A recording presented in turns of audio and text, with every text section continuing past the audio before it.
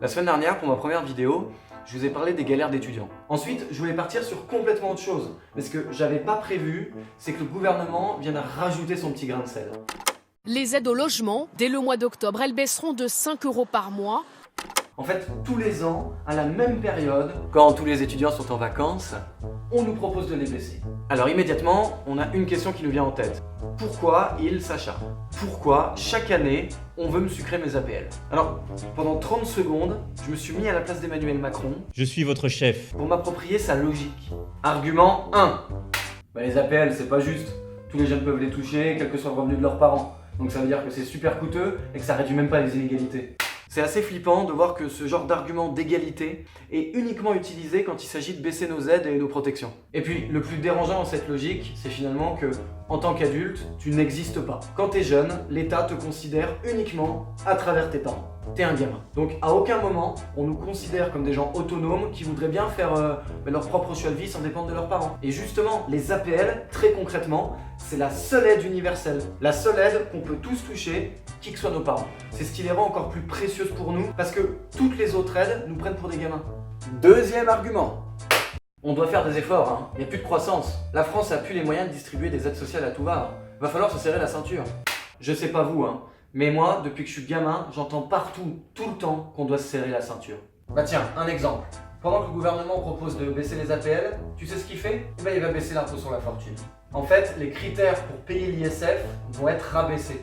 Et ce petit cadeau va nous coûter 3 milliards. Et puis ça, c'est qu'un exemple d'actualité, hein, parce qu'on aurait pu parler par exemple du crédit impôt compétitivité emploi. Je sais pas si tu te rappelles, c'était censé créer 1 million d'emplois. Ça a été surtout capté par les plus grosses boîtes, comme d'habitude, et ça nous a coûté 20 milliards d'euros. Et puis on pourrait parler de la fraude fiscale aussi, hein. Tu sais, c'est tout ce fric que les super riches vont planquer à Jersey, au Liechtenstein, en Suisse, et qui coûte 3 milliards d'euros par an à l'État. Et la baisse des APL là-dedans, à ton avis, elle revient à combien? Allez vas-y, sors ta Casio. Il y a 6 500 000 personnes qui les touchent. Chacun d'entre eux va perdre 5 € par mois. Dans une année, il y a 12 mois. Total, 400 millions d'euros. Merci pour ta contribution. Et puis alors, à En Marche, on assume tout. Arrêtez, si à 18, 19 ans, 20 ans, 24 ans, vous commencez à pleurer parce qu'on vous enlève 5 €, qu'est-ce que vous allez faire de votre vie? Voilà, alors ça, c'est Madame Claire Aupetit, députée de Seine-Saint-Denis. Seine-Saint-Denis qui est d'ailleurs le département le plus jeune et le plus pauvre du pays. Elle a été au PS, elle a été à l'UDI, elle a été au Modem, et maintenant, elle est à En Marche. Et cette charmante dame, au passage, vient de choper une condamnation pour faute de gestion dans son entreprise. Elle prétend gérer le pays alors qu'elle a même plus le droit de diriger une boîte. Sur Malaise TV, elle est hors classe. Alors oui Claire, 5 € c'est peu. Mais c'est bien ça le problème. C'est parce que c'est si peu que c'est encore plus choquant de nous les prendre. Qu'est-ce que vous voudriez nous faire croire? Que la France est tellement sur la paille qu'elle a plus de quoi nous payer un kebab par mois? Honnêtement, qui est-ce que ça convainc? Chez Macron, on pense qu'en laissant faire les choses, l'enrichissement de quelques-uns découlera mécaniquement sur le plus grand nombre. Parce que les riches auront plus d'argent et pourront investir dans l'économie. Vous suivez la logique là? C'est beau hein? Bah oui mais ça marche pas. Ça n'a jamais marché. Parce que, breaking news, l'argent, plus on en a, plus on le garde. Et l'État là-dedans, il reste spectateur des inégalités, quitte même à les aggraver. Alors, Madame Aupetit, sachez qu'on est quelques-uns à pas être d'accord